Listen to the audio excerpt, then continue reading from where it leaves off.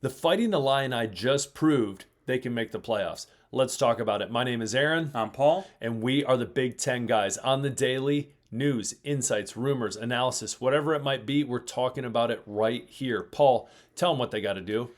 Hit that like button, get those notifications on, and hit that subscribe button so our wives think we're actually being productive down here. Heck yeah, do us a favor. We'd appreciate it. So that being said, today what we're doing is we are talking about the Fighting Illini out of Champaign, Illinois. And I think they surprised a lot of people last year, Paul, but specifically Bret Bielema is going crazy about this guy on their defense. Paul, take it away. We are talking about edge rusher Gabe Jacas. Now, a little history on Bret Bielema. I'm sure a lot of you Illinois fans know this, but just in case, he was Arkansas's coach before this, but before that, he was in the Big Ten with the Wisconsin Badgers, coached one of the best pass rushers in NFL history, talking about J.J. Watt. Mm-hmm. Now, the other day, Bret Bielema was talking about Jacas, and he compared him and his brute strength to J.J. Watt. That is a huge comparison, and it's just what Illinois needed to finally break through in the Big Ten. Aaron, why don't you break down those numbers for us? Well, I'll say this too. J.J. Watt, before he was at Wisconsin, was at Central Michigan. Fire up chips. That's right. Him and Antonio Brown rocking out over there with quite the duo. Butch Jones, brick by brick. But anyways, Jacas, a huge edge rusher. Not only that, his stats, if you jump into his stats from last year, and a lot of us already know this, but as an edge rusher, being able to get 74 tackles, almost 40 solo, and then on top of that have 8 sacks is huge. Now, not only is Bret Bielema seeing this, and obviously other people, Illinois fans seeing this as well, but as well you have the likes of Todd McShay that have also seen this as well, saying, listen, I think that Gabe Jacas should be at this point right now projected as a first-round draft pick. Not only is his size, but in his power, but his athleticism off the edge in that 3-4 scheme that the Illini play, where he's standing up off the edge, is huge. And so having a big, I hate using the term expert, but having someone like Todd McShay point out Jacas, I want to say Jacas's. Jacas's, yeah. Am I saying that right? Yeah. I'm a PE teacher, not an English teacher. But his attributes and what he brings to the Illini and what he can bring to the NFL is huge. And again, being compared to someone like J.J. Watt is not a small thing. And not only was he compared to J.J. Watt, if you look at the numbers of J.J. Watt's last season compared to Jacas last year, Jacas had an extra sack, and he forced 3 fumbles. J.J. Watt didn't have any in his final season at Wisconsin. Dude just has a nose for the football. I remember in that Michigan game, I know it was Jack Tuttle. I could probably punch the ball out of Jack Tuttle's hand. But he had a huge strip sack. That was a big part of that game. I forget Jack Tuttle was not Michigan. How embarrassing. I know. That's who you had to go with. So if this is your first time catching us, I'm a Michigan fan. Aaron's a Michigan State fan. But I know what you're going through right now, Illini fans. You guys have a great team, and you just haven't gotten over that hump into the playoffs, into the Big Ten championship game. Michigan was like this several years ago, but what finally got them over the edge was that pass rush. Mm-hmm. When Aiden Hutchinson was in there, Mason Graham was in there, they just terrorized C.J. Stroud, Jalen Milroe, all these guys in the big games. That's what got them to the next level, and Illinois finally has that, and they got a lot of other guys too. In Jacas, that is absolutely huge. Last time they made the Rose Bowl, Paul, I'm putting you on the spot. Who was the head coach? Last name starts with a Z. Z. Oh my gosh, Ron Zook. Oh, Ron Zook. Coached at Florida, went to. Can you tell me the starting quarterback at least? Juice Williams? Yes, okay. Your boy Juice Williams. Man, that was a while. Yeah, I forgot that was a long time the Rose ago. Bowl. Yeah, that was back in the day. But anyways, just awesome to hear something like this where, hey, we have the edge rusher we want. A ton of potential here on defense. You need that in the trenches, and the Illini have that. In a minute, we're going to talk about the schedule and really show how Jacas should be destroying these guys in the trenches for the Illini. As well, though, one other thing that I want to talk about is, again, last year, you look at their schedule, and they're only 3 losses. 2 of them were 2 playoff teams. Oregon, which was a rough one. Penn State, closer than you think, 21-7. We all remember that. But then somehow, some way, they lost to Minnesota, Yeah, I don't know how that happened. Listen, I have no room to talk as a Michigan State fan. We're awful. I will admit that. This show, we're coming at it from a very unbiased standpoint. We try to. Well, this guy struggles, especially when we do Ohio State stuff. But anyways, last year they were knocking on the door. Who's to say this year they're not? They're returning so many people. They're returning their whole offensive line. Wide receiver is interesting because obviously Pat Bryant and then Franklin is also leaving. We'll jump into the stats real quick, but Pat Bryant and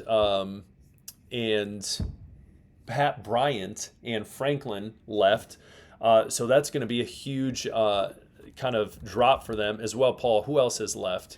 I know Josh McCray, the good running back you guys had, left for Georgia, but you're bringing back Luke Altmaier, who in my opinion, I know most people are going to say Drew Aller. I think he's the best returning QB in the Big Ten. I would agree with that, going into next year. But then I think they got some guys, especially at running back, but then they hit the transfer portal hard. I think they're ready to replace the production of these guys in their skill positions and still be every bit as good on offense, if not better. Yeah. Now, it also stinks that Josh McCray left for Georgia. Again, that's what's so frustrating about this whole transfer portal is, someone sees greener pastures. Again, I don't know how, again, my opinion, I don't know how good Georgia is going to be this year. Again, I do understand they are a elite program that can reload. Unlike a Michigan State, let's be honest, unlike Illinois, this is a good chance for them with a lot of returning talent to be able to knock on that playoff door. And again, I think make the playoff, surprise a lot of people. But losing McCray was not ideal. Yeah. But 2 other guys, Paul, right, that are... they got Aiden Lawfrey coming back and then Caden Fagan, who both had pretty good years last year. And honestly, yards per carry wise, I think Lawfrey was above McCray. Yeah. And Fagan was pretty close there as well. Despite, I think he struggled with injury. He had a hip injury. I don't think they're going to lose anything. Half the season, yeah. So again, that'll be great. And then you look specifically as we were talking about wide receivers. Pat Bryant gone, Franklin gone. But then what you do have is Arkin is back. Tanner Arkin is back at tight end, which is huge. He was a great presence at tight end, especially in that offense that they run. That you watch this team, and if you remember Wisconsin of old with Brett Bielema, it's very similar. I'm glad he's at Illinois. If he would have stayed at Wisconsin, he would still be the coach right now. Oh, for sure. There's no way he wouldn't be. It was a shock that he left. But anyways, another big ad is Hudson Clement out of West Virginia. Have we talked about Hudson Clement yet? Not yet, but we should. So Hudson Clement out of West Virginia, 2 years there, pretty solid stat-wise. I actually have it right here. I'll pull it up. Stat-wise, you're looking at 51 receptions, 741 yards, almost 15 yards average, 5 touchdowns. And what's kind of crazy is the new head coach coming is who, Paul? Rich Rod, baby. One of Michigan great. One of Michigan's finest as at the helm. But leaving a Rich Rod offense that is very pass heavy, very fast moving, and great for wide receivers. That's a testament to, hey, Illinois is doing something and they have a lot of potential. I think Clement is going to surprise a lot of people in the Big Ten. Well, it shouldn't surprise Illinois fans because I think he has a lot of potential there. But I think that's a huge pickup in the transfer portal. Yeah, and if you look at the way he ended his season in their bowl game, he absolutely shredded Memphis. What, he put up 160 and 2 touchdowns on him or something 166, 11 receptions, 166, 2 touchdowns. Unfortunately, it was a loss in the Scooter Coffee Frisco Bowl, which is that's just up there with the Rose Bowl. Bowl, Scooter Coffee right there. Both great bowls. But then Pop-Tart Bowl. That's above everything. So, anyways, huge pickup from them. Now, so we look at all those different things and we see, hey, a lot of potential here for the Illini. And then even some of the best news that I think after Paul and I really looked at this, Paul literally said, I'm putting money on Illinois to make the playoffs. Yeah, Vegas. There's some markets that have them at the over/under at 7.5 wins, and some at 8.5 wins. And that, no gambling advice here. I don't want to go to prison, but I am hammering that over. Don't take my advice, but I'm hammering the over. And just if you're new to this channel, I will tell you this: there are episodes that we have done where you're probably thinking they probably say this about every team. We do not. I think in our Wisconsin episode, I was looking at their schedule and I was like, I see 4 double-digit losses. Yeah, it was rough. It was rough. And the Michigan State one, yeah. As a Michigan State fan, we're just hoping to go bowling for the first time since K9 was on the squad. So, but again, you look at this schedule and let's break it down just real quick. Western Illinois should 100% be a bloodbath for the Illini. That's an easy one. Duke is interesting. Duke is coming off a 2024 season where they went 9-4. They got creamed by Ole Miss. The ACC, we can all agree, if anyone who knows college football, was down last year. They were bad.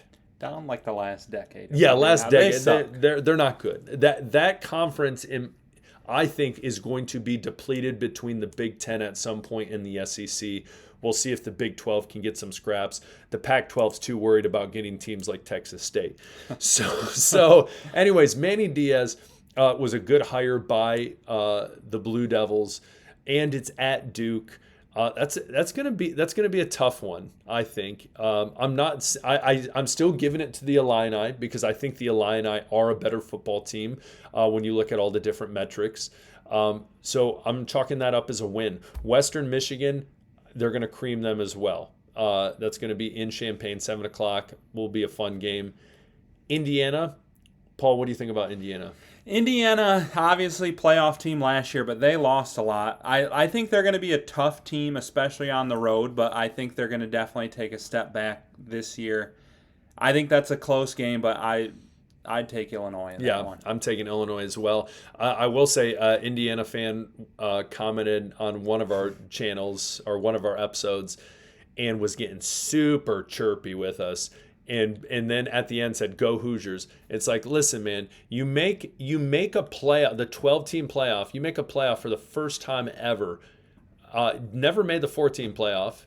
Never made a BCS bowl. Mm-mm. And you're coming out here like you are the guy. You're like Mike Tyson in his prime. Like, okay, buddy, calm down. Take a step back. Pump the brakes. Next up, USC. What's nice about that is home. I don't know what to expect out of USC next year or the years following. I will tell you, I think they're going to be really good with the recruiting classes they're bringing in. But again, I'm going to chalk it up as a win. So right now you have 5 wins. Purdue's going to be trash. That's 6. I expect the Fighting Illini to be undefeated going into that game against Ohio State, which is at home. Pack the crowd there. Pack the crowd, baby, in Champaign. Washington. That's a sneaky one. They have a quarterback, Damon Williams, really good, a lot of potential there. The question is he going to have the talent around him to be able to be successful? That's at Washington. I wouldn't be crazy worried about that. If it was at Oregon, that would be a different story. So let's say Ohio State, let's say that's a loss. Let's say Washington's a win. Rutgers, Greg Schiano, not doing much there. Win. Maryland, trash. Win. Wisconsin, trash. Thank you. Win. Northwestern, we don't even know what the heck's going on trash in Evanston, but it's not great after Fitzgerald left. So right there, I'm telling you, I could see the Illini 11-1 at the end of the season. Yeah, I see 11 games there where they should be the favorite. And obviously last year should have beat Minnesota. Sometimes games happen. At Indiana will be tough. At Duke, at Washington. Those are 3 tough games. But I see them as the favorite in all 3 of those and in 11 out of thetheir 12 games. Yeah. And even 10-2, you're probably a playoff team. Yeah. Yep. And you probably will have people arguing, oh, this is an easier team. And again, in this Big Ten schedule, those last 5 games should be a cakewalk. They should be. And then again, Purdue should be good. And again, who knows what to expect out of USC. But again, that it is what it is. That's the schedule you get. In the non-conference, Duke isn't bad. Yeah, they're playing a Power 4 school on the road. You Yep. can't gripe about their non-conference. Yeah, exactly. And any SEC team that ever complains, they play 4 non-conference games and they plant one literally the second to last week or the third to last week in their schedule, so it can be a cupcake game, so it essentially can rest their starters. So anyone who's going to tell you, hey, this is a crap schedule, you can always drop that little nugget on them. But anyways, expect Illinois to be knocking on the door of the playoffs. All these different things prove they have what it takes. They have the schedule, they have the players, they have returning starters in the trenches on both sides of the ball. They're going to be good. The offensive line all returning, defensive line going to be solid. Paul, any final words? This is your year, Illinois fans. Get excited. I don't think I've ever seen an Illinois team at the beginning of the season where I'm thinking like this team legit could make the playoffs. I've never seen that before. But truthfully, we're not just trying to butter you guys up. We've trashed some of these other teams we've done. I really think Illinois is going to contend for the playoffs this year. So let us know. I said 7.5 or 8.5. Are you hitting the over? Are you hitting the under? Where do you see Illinois at? Drop us a comment. Let us know. Hit that like, subscribe, alert. Don't want to miss out. Don't Big miss Ten out. guys out. Peace. See ya.